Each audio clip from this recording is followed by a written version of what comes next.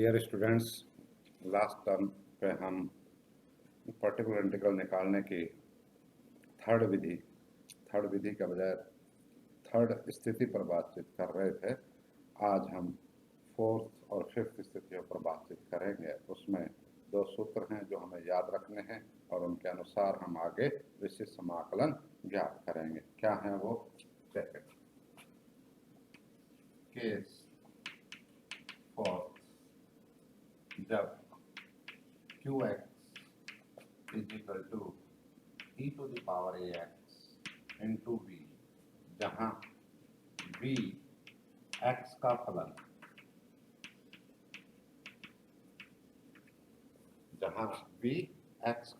है, तो particular integral is equal to 1/f(d) e to the power ax into v को हम यूँ कर सकते हैं, e to the power ax को बाहर निकाल लें और 1/f(d) के स्थान पर d प्लस a v, तो ये इसका विशिष्ट समाकलन होगा। तो ये इसका विशिष्ट समाकलन होगा जो हमें याद रखना है। और केस फिफ्थ, जब qx is equal to x into v, जहाँ v x का फलन है, तो particular integral is equal to 1/f(d) x into v को हम यूँ लिख सकते हैं, x 1/f(d)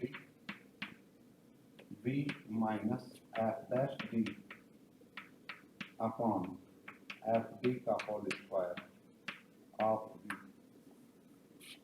इस चीज को हम यूँ भी लिख सकते हैं, या 1/f(d) x into v is equal to x upon f(d) into v plus d over d, d के सापेक्ष अवकलज।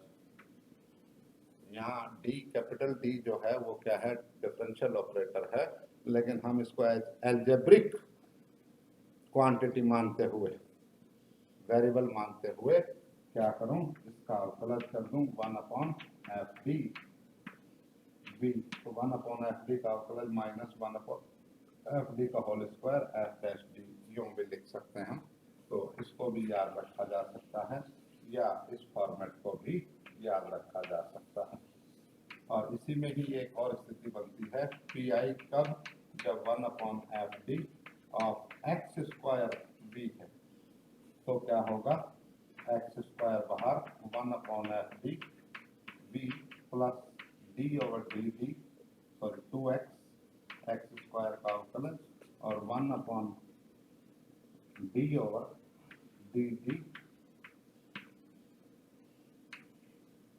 ऑफ 1/f(d) और plus d2 over d square of 1/f। मेरे हिसाब से स्थितियां याद रहेंगी। और अब हम आगे बढ़ना चाहेंगे। यहाँ v और यहाँ पर भी v क्लियर है। इन चीज़ों को समझने के लिए मैं एक उदाहरण लूँ तो हमें और भी स्पष्ट होंगी चीज़ें कि किस तरीके से करना है।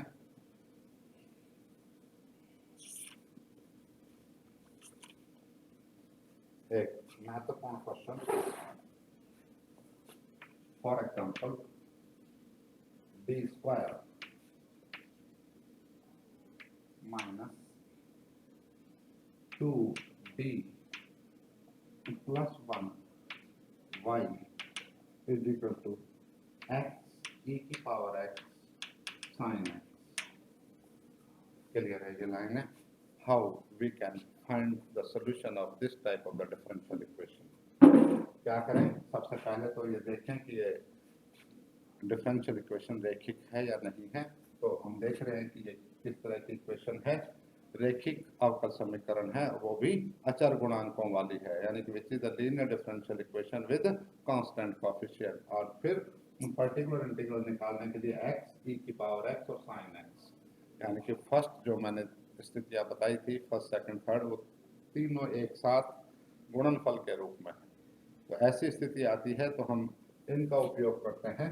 e की पावर ax को अलग कर देंगे तो x इंटू साइन एक्स बचेंगे। जब x इंटू साइन एक्स बचेगा तो हम ये सूत्र लगा लेंगे। क्लियर है ये लाइन है? तो इस प्रकार हम इसको सॉल्व कर सकते हैं। Just see which is linear differential equation with constant coefficient, therefore CF complementary function पूरक फलन ज्ञात करना चाहते हैं तो सहायक समीकरण या auxiliary equation m square minus 2m plus 1 is equal to 0, m minus 1 का whole square is equal to 0 और this is m is equal to 1 and 1। दो मूल हैं, दोनों ही समान हैं, तो CF क्या होगा? Therefore CF will be equal to C1 plus C2 into x e to the power x. I think there is no doubt to anyone. Clear है ये लाइन है? और अब बी पार्ट, विशिष्ट समाकलन या पर्टिकुलर इंटीग्रल, और PI कितना होगा ये हम जानते हैं। 1/FD means d square minus 2d plus 1 e to the power x sin x। अब मैं इसे यूँ लिखूँ 1/d minus 1 whole square e to the power x और into x into sine x। Clear है? तो ये इस फॉर्मेट में आ गया e की पावर ax इंटू b।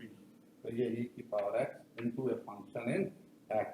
तो e to the power x को बाहर लिखूं तो ये क्या आ जाएगा? d के स्थान पर d प्लस a यानी कि d प्लस 1 माइनस 1 का whole square x into sine x।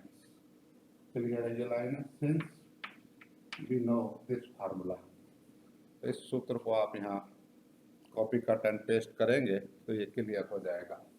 Next आगे क्या करना है?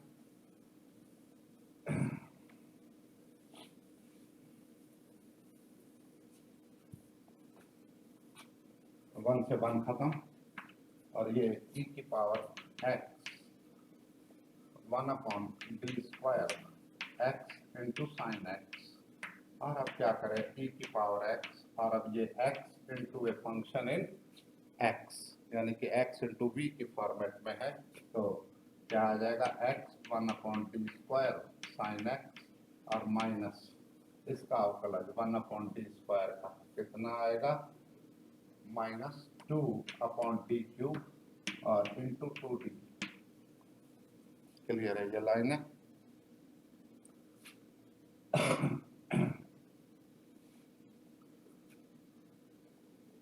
Of sine x। I think there is no doubt since we know 1/FD x into b is equal to x 1/FD b minus plus d over d of b, sorry 1/FD of b। Clear है ये line है? तो 1/d square का अवकलज d की power -2 तो -2 d की power -3 और फिर d स्क्वायर का करूँगा तो 2d। d के सापेक्ष ही कर रहे हैं तो d स्क्वायर का ही कर दिया, ये यहाँ 2d नहीं आएगा भाई, ठीक, ये नहीं आएगा। क्लियर है ये लाइन है? और this is now e to the power x 1/d square में 2 बार समाकलन, तो साइन x का समाकलन cos x और cos x का फिर माइनस साइन x और -2 और इसका 3 बार समाकलन साइन x का cos का माइनस साइन x और फिर माइनस साइन x का minus cos x। I think there is no doubt since we know 1/d is equal to d over integral with respect to x। Clear है ये line है? तो this becomes minus e की power x into sine x और plus 2 into e की power x into cos x और therefore general solution व्यापक हल क्या आएगा?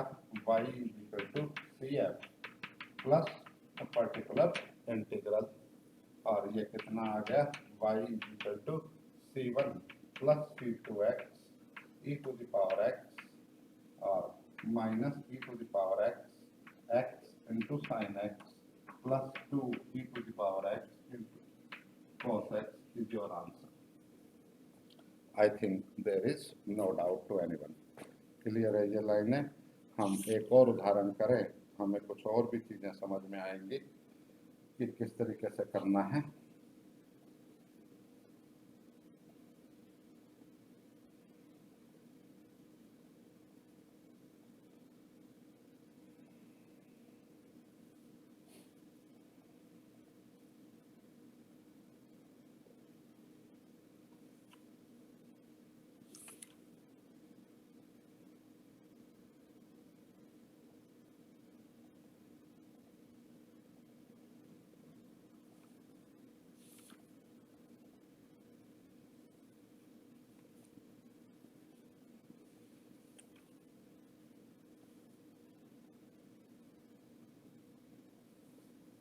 एक और एग्जांपल कंसिडर करें।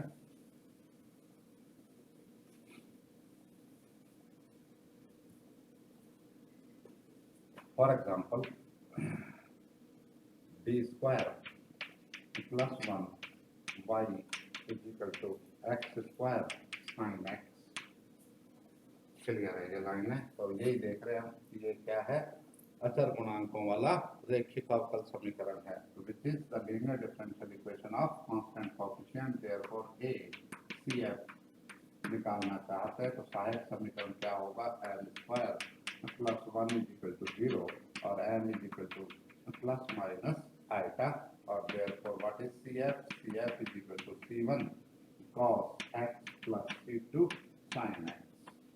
I think there is no doubt to anyone. Now we come to our main part, the particular integral. The particular integral is equal to 1 upon d square plus 1 x square sin x। अब इसके दो method हो सकते हैं, एक तो direct formula लगा दें जो मैंने अभी बताया था x स्क्वायर इंटू बी, एक फार्मूला तो उस विधि से कर लें। क्लियर है? डायरेक्ट फार्मूला लगाएंगे आपको आंसर मिल जाएगा, लेकिन वो थोड़ा लेंथी भी हो सकता है।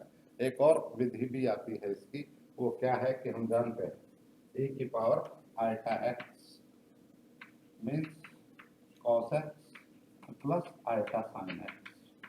तो what is sine x? Sine x इसका क्या हो गया, इमेजिनरी पार्ट हो गया। साइन x क्या है, e की पावर आइटा x का इमेजिनरी पार्ट है। तो हम इसको यूं लिख सकते हैं कि the imaginary part of 1 upon d square plus 1 x square e की पावर आइटा x। क्लियर है ये लाइन है? ऐसा करते ही हमारे पास में ये केस फोर्थ में कन्वर्ट हो गया सवाल, केस फिफ्थ के बजाय कि वहाँ e की power ax into a function in x। तो हम इस e की पावर आइटा x को बाहर निकाल लें और फिर इसे हम सॉल्व करें तो क्या आएगा, imaginary part of 1 upon e की power iota x 1 upon d plus iota का whole square plus 1 into x square. Clear है ये लाइन है? Since we know 1 upon F D of e to the power ax into b is equal to e to the power ax into 1 upon F D plus a और into b। Clear है ये line है? Next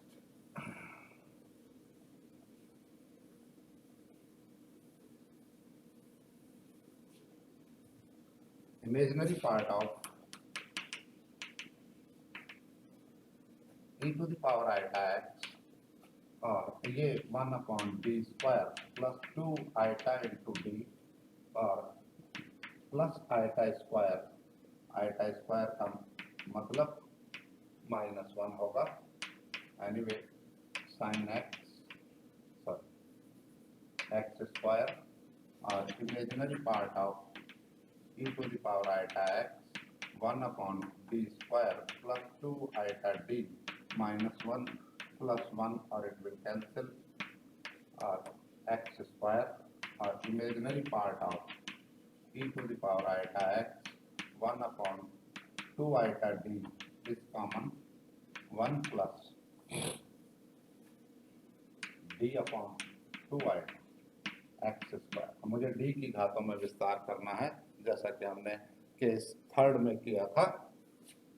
imaginary part of e to the power iota x 1 upon 2 iota into D और ये 1 plus D upon 2 iota to the power minus 1 x square. Imaginary part of e to the power iota x 1 upon 2 iota D और this is now 1 minus D upon 2 iota और उसके बाद plus है या minus है, यहाँ plus D square upon 4 iota square. Clear है ये लाइन है। और फिर माइनस डी क्यूब अपॉन 2, 2 का क्यूब मीन्स 8 और iota cube and dash dash dash x square. मैंने डी क्यूब तक के पद रख लिए जबकि यहाँ एक्स स्क्वायर है, डी स्क्वायर तक के पद रखे जा सकते थे। मैं इस डी को पहले ऑपरेट कर लूँ तो यहाँ डी स्क्वायर ही बचेगा, इसलिए मैंने ऐसा किया है। वरना तो कांस्टेंट ऑफ इंटीग्रेशन सी में ये एडजस्ट हो जाती हैं चीज़ें, लेकिन चाहे तो आप डी स्क्वायर तक रख लेते तो भी कोई फर्क नहीं पड़ता क्योंकि वो जो C1 C2 है उसमें ये चीज़ें एडजस्ट हो जाएंगी। Imaginary part of e to the power iota x 1 upon 2 iota और 1 upon d minus 1 upon 2 iota plus D upon 4 iota square का मतलब माइनस और आइटा क्यूब का मतलब भी माइनस आइटा, तो d square upon 8 into iota and so on so forth और ये x square.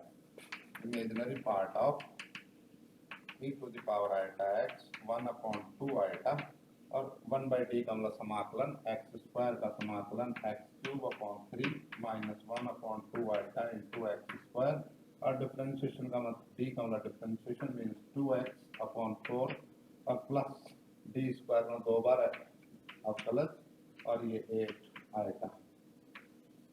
I think there is no doubt. आगे डी क्यूब आएगा तो उस अवकलज शून्य हो जाएगा एक्स स्क्वायर का and so on so forth. अब इसका इमेजिनरी और रियल पार्ट अलग अलग करना चाहते हैं। Imaginary part of e to the power iota x का मतलब cos x plus iota sine x और ये 2 आइटा को मैं लिख सकता हूँ माइनस 2 आइटा। क्लियर है। 1 upon iota means minus iota, iota से ऊपर नीचे गुना कर दें तो ये आइटा स्क्वायर और माइनस आइटा बच जाता। तो यानी कि 1 अपॉन 2 भी बाहर ले लें और माइनस आइटा से गुणा करता चलूँ तो minus iota x cube upon 3 और minus minus plus 1 by 2 x square और minus minus plus 2 cancel x upon 2 into iota और फिर माइनस 4 और ये 1 बाई 4। क्लियर है। आइटा से मैंने गुणा कर दिया है। I think there is no doubt to anyone. और अब इसका imaginary part 1 by 2। Imaginary part कब आएगा? जब इस cos x को इस इमेजिनरी और इस इमेजिनरी से गुणा करूंगा तो यानी कि 1 बाई 2 तो बाहर है ही, cos x into minus x cube upon 3 plus x by 2 और कब आएगा इमेजिनरी पार्ट? जब इस इमेजिनरी पार्ट को यहाँ आएगा है ना, तो इस इमेजिनरी पार्ट को इस रियल पार्ट से मल्टीप्लाई करेंगे तो आएगा। तो ये प्लस 1 बाई 2 ये तो बाहर है साइन एक्स और इंटू एक्स स्क्वायर बाई 2 और माइनस 1 बाई 4। ये इसका पर्टिकुलर इंटीग्रल हो गया। और आप चाहें तो आप लघुत्तम लेकर के इसको और भी सॉल्व कर सकते हैं। और फाइनली द जनरल सोल्यूशन क्या होगा? General solution is y is equal to C F plus particular integral. Clear है ये लाइन है? तो मेरे हिसाब से स्थितियाँ स्पष्ट है। ये सी एफ ये हम यहाँ लिख देंगे और प्लस ये particular integral that will be your answer. I think there is no doubt to anyone. इस प्रकार हमने एक और विधि की कि यदि एक्स स्क्वायर आ जाता है तो थोड़ा ये सिंप्लीफाइड फॉर्मेट दिखाई देता है, या हम इसको आसानी से हल कर सकते हैं, अदरवाइज ये काफ़ी कॉम्प्लिकेटेड हो जाता है। क्लियर है ये लाइन है? चाहे तो हम इसको यूँ भी लिख सकते थे, x into x sign x, और फिर केस फिफ्थ का फर्स्ट फार्मूला अप्लाई कर लें, तो 3 तरीकों से भी किया जा सकता है। तो इस प्रकार हम देखते हैं कि ये आसान है। नेक्स्ट टर्न पे हम जनरल मेथड की बात करेंगे, जो हमें स्टार्टिंग में बताया जाता है, जिसके अनुसार ये सारी स्थितियां हम सिद्ध कर सकते हैं। क्लियर है ये लाइन है? तो जनरल मेथड पे डिस्कशन करेंगे अगले लेक्चर में। आज का काम इतना ही बहुत।